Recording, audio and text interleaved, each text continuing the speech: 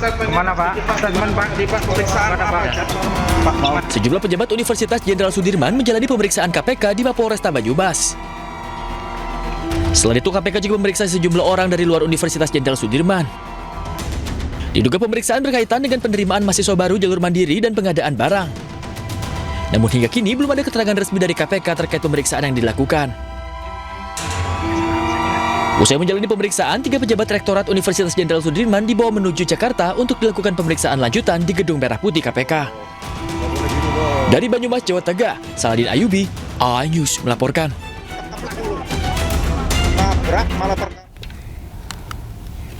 Pemirsa, presenter kondang Ruben Onsu resmi ditetapkan sebagai tersangka dugaan tindak pidana penipuan dan juga penggelapan investasi. Ya, penyidik kepolisian menemukan bukti yang cukup untuk menaikkan status terlapor jadi tersangka.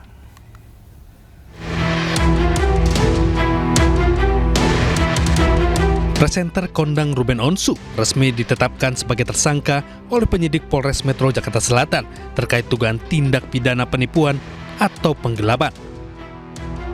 Penyidik kepolisian menemukan bukti yang cukup untuk menaikkan status terlapor jadi tersangka. Menurut Kasih Humas Polres Metro Jakarta Selatan AKP Joko Adiwibowo, korban mengaku mengalami kerugian akibat janji investasi yang ditawarkan oleh pihak Ruben. Tergiur dengan janji keuntungan yang menggiurkan, korban kemudian menyerahkan sejumlah modal kepada mantan suami Sorwenda tersebut. Terlapor saudara RSO statusnya dialihkan sebagai tersangka. Kemudian dibuatkan surat penetapan sebagai tersangka. Meski statusnya sudah naik menjadi tersangka, polisi menyatakan hingga saat ini belum melayangkan surat pencekalan ke pihak imigrasi. Namun penyidik telah menjadwalkan pemeriksaan perdana terhadap Ruben Onsu dalam kapasitasnya sebagai tersangka pada pekan depan. Dari Jakarta, Raffi Wardani, iNews melaporkan.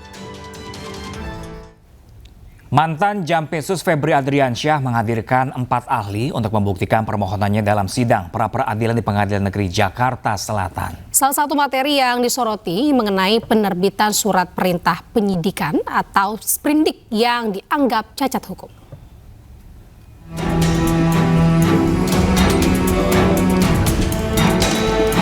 Mantan Jampitsus Febri Adriansyah menghadirkan 4 ahli untuk membuktikan permohonannya dalam sidang pra-peradilan di Pengadilan Negeri Jakarta Selatan.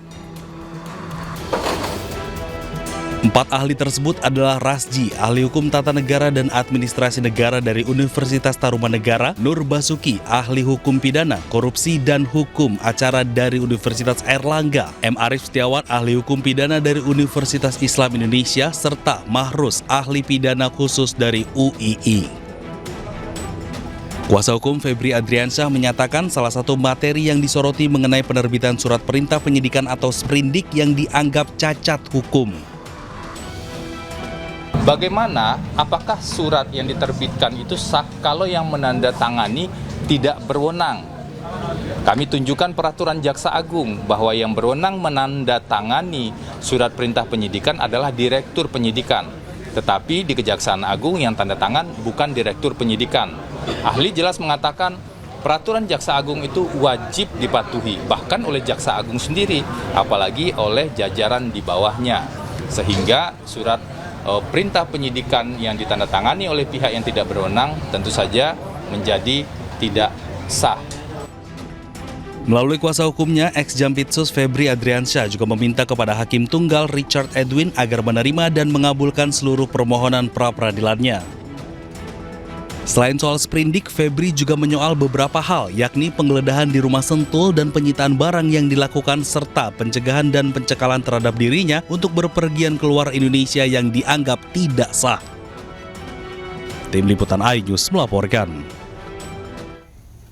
Sementara itu pemirsa, kuasa hukum ex-Jampitsus membantah kliennya meminta kembali emas 74 kg dan uang tunai yang disita. Iya, Febri hanya meminta salah satunya foto keluarga dan untuk dikembalikan.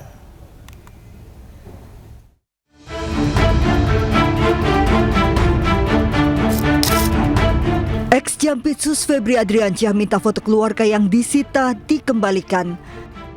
Foto dan barang pribadi keluarga Febri Adriansyah disita penyidik saat penggeledahan di rumahnya di Sentul, Bogor, Jawa Barat. Kuasa hukum ex-Jampitsus membantah kliennya meminta kembali emas 74 kg dan uang tunai yang disita. Jadi ini banyak sekali beredar ya hari ini, seolah-olah Pak FA itu meminta agar emas dan uang tersebut dikembalikan kepada Pak FA. Ya, seolah-olah yang beredar seperti itu. Di sini kami tegaskan tidak ada permintaan itu. Yang diminta oleh Pak FA adalah agar barang-barang pribadi milik beliau dan keluarga itu dikembalikan. Tidak termasuk emas 74 kg dan uang? Tidak termasuk itu. Barang pribadi itu apa saja? Satu, dokumen-dokumen yang sifatnya pribadi yang menurut kami ya, itu tidak ada hubungannya dengan perkara. Dan yang kedua, figura foto keluarga. Jadi itulah yang diminta dikembalikan pada Pak FA. Bukan yang beredar seolah-olah Pak FA meminta agar emas 74 tersebut dan juga uang dalam berbagai bentuk valuta asing tersebut dikembalikan ke Pak FA. Tidak benar ada permintaan seperti itu. Yang benar adalah permintaan barang-barang pribadi. Dalam sidang pra-peradilan Selasa siang, Febri juga mempersoalkan proses penyitaan barang bukti dalam perkara tersebut dan menilai terdapat indikasi pelanggaran hukum dalam pelaksanaan penggeledahan yang diduga dilakukan tanpa izin pengadilan yang sah. Apabila penggeledahan dilakukan tanpa dasar hukum yang sah, penyitaan yang dilakukan setelahnya turut dipersoalkan. Dari Jakarta, Tim Liputan iNews melaporkan. Pemirsa, Tifauzia Tiasuma alias Dr. Tifa ini akan segera kembali menjalani sidang pokok perkara ijazah Jokowi. Ya, hal ini setelah Mahkamah Agung menerbitkan aturan baru bahwa pra-peradilan yang diajukan setelah perkara dilimpahkan ke pengadilan tidak menghalangi pemeriksaan pokok perkara.